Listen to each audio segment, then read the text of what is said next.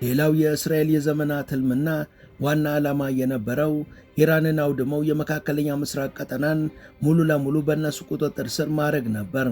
ነገር ግን ሀያሏ ኢራን ላለፉት በርካታ ዓመታት ከእስራኤል በጥፍ የሚልቅና ከነ አሜሪካ ጋር ተገዳዳሪ የሆነ ጠንካራ ኃይልን ነው የገነባቸው።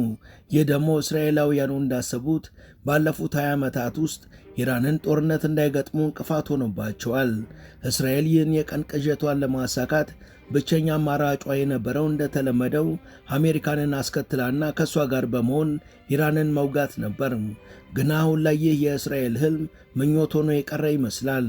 ምክንያቱም በአሁኑ ሰዓት አሜሪካና ኢራን ጥሩ ሊባል የሚችል ድርድር የጀመሩ ሲሆን ለእስራኤል ወግነው ወይም ረድተው በጋራ ኢራንን እንደማይደበድቡም እውን እየሆነ ነው።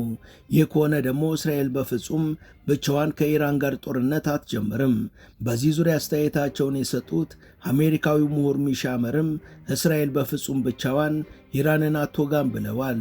And the Israelis want to see it destroyed, and they cannot destroy it themselves, so they'd like us to destroy it. And why can they not destroy it themselves? They have a very powerful, potent military force. Not that powerful, not that potent. It's not clear we could do it. I've looked at the issue. It's not clear we could do it, but we might be able to do it. ኢራን አሁን ወደ ላቀ ደረጃ ተሸጋግራለች። እስራኤል ደግሞ ዘወትር ኢራንን ማውደም ትፈልጋለች። ግን ይህን ሐሳቧን አሜሪካ እንድታደርገው ነው የምትፈልገው። ምክንያቱም እሷ ብቻዋን ኢራንን አትችላትም። እኛ ራሱ ያን ማድረግ ድንገት ልንችል ይሆናል እንጂ በእርግጠኝነት እንዲህ ነው ብሎ መናገር ይከብዳል።